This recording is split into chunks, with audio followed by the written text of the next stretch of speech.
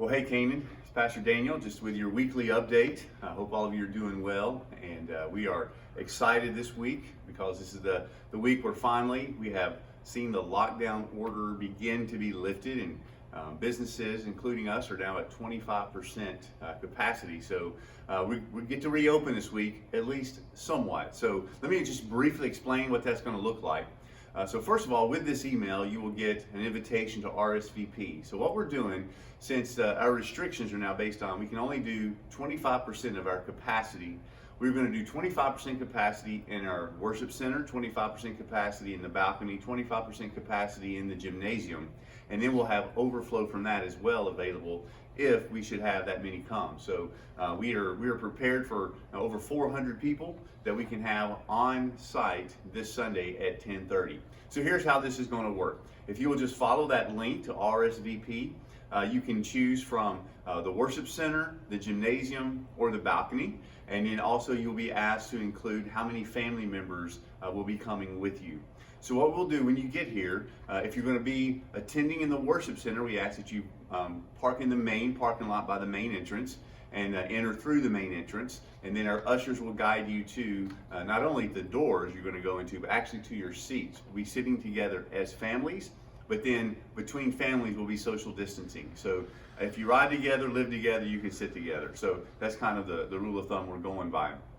If you sign up for the gymnasium, we ask that you park on the atrium side of the building, which is the east side, or that front parking lot there by the recycle dumpsters, which would be the southeast parking lot, and then come in through the atrium side. And again, ushers will bring you into the gymnasium where we already have chairs set up, and it will be very similar. You will sit together as families, and then between families will be the appropriate social distancing.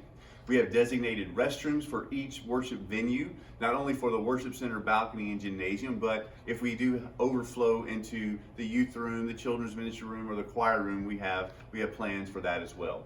So in the gymnasium, the worship and sermon will be live streamed via our local closed caption network, and so you will be simulcasted into the gym. So it'll all be on the screen, but the worship center will be the live venue.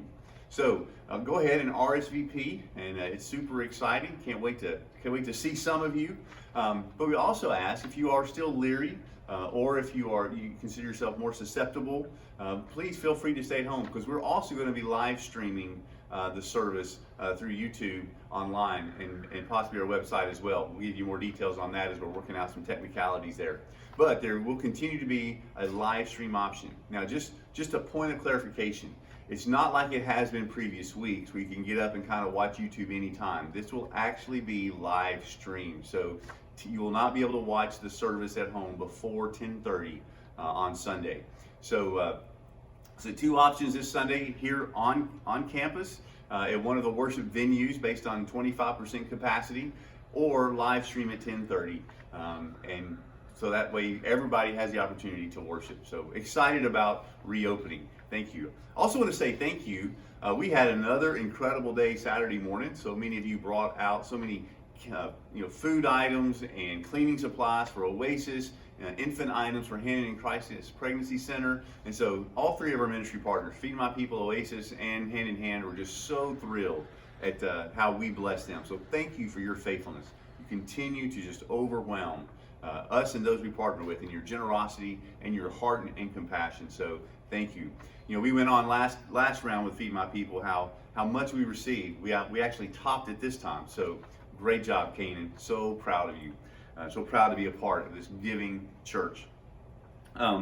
Just one other item is about prayer night. So we are continuing our Zoom prayer meetings this Wednesday night. But starting in June, the first Wednesday night in June, we will go back to having in-person, on-campus prayer meeting at 6 p.m. So put that on your calendars. It's another way we can get together and just be face-to-face and actually pray to the Lord together. One update about summer schedule.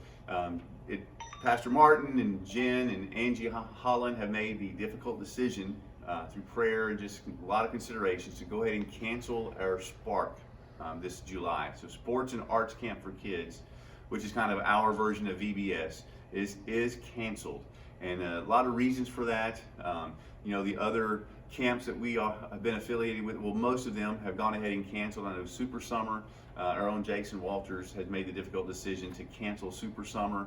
First it was supposed to be June, it was postponed to July, now it's canceled as well. So based on that, based on a lot of our workers might not be able to come, either because they might be susceptible to the virus, or because they've already used vacation times, job situation has changed, and they won't be able to take that week off. So for many reasons, we are canceling Spark. So it's a hard decision, but it's one of many we've had to make, and everyone's having to make tough decisions during this crazy time that we're in. So one last thing is just our giving, and our just thank you so much for your continued generosity through giving, and just remind you, you can continue to give online through the app, through the text, or by mailing it or dropping it off in person through our mail slot.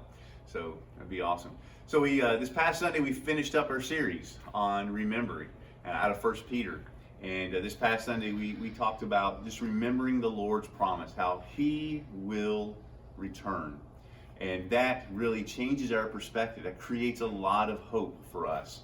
And so we kind of walked through the final 2 chapters of 1 Peter this past Sunday, and I would just encourage you just to share with each other and just to meditate on this thought. How does the reality of the Lord's promise to return, how does that impact the decisions you make today? How does that impact the attitudes you have today? How does that impact the hope that you have or don't have today? Because the Lord changes everything, and His promises changes everything. And the hope of His return, that's what we're holding on to, because that's when He's going to complete everything that He has begun. Also, we read an interesting verse there in 1 Peter chapter 4, where it's talking to us, the body of Christ, is let your love be at full strength for one another. So what does that look like? How am I not loving each other maybe the way we should? That's a convicting question, and we can always do better at loving one another. So it's great to see all of you. Thank you to all that came out on Zoom Sunday night for our business meeting, where we began to discuss a partnership with Victory Christian Academy. Just don't forget that vote is coming up on Sunday night, May 31st. And we will definitely be here on campus, and we're trying to work out where we will also have an option for those of you who cannot come or don't feel safe coming back that early to do something online in addition to the in-face, so that everyone can have a voice through your vote. So appreciate all of you, love you, and can't wait to see some of you this Sunday. God bless.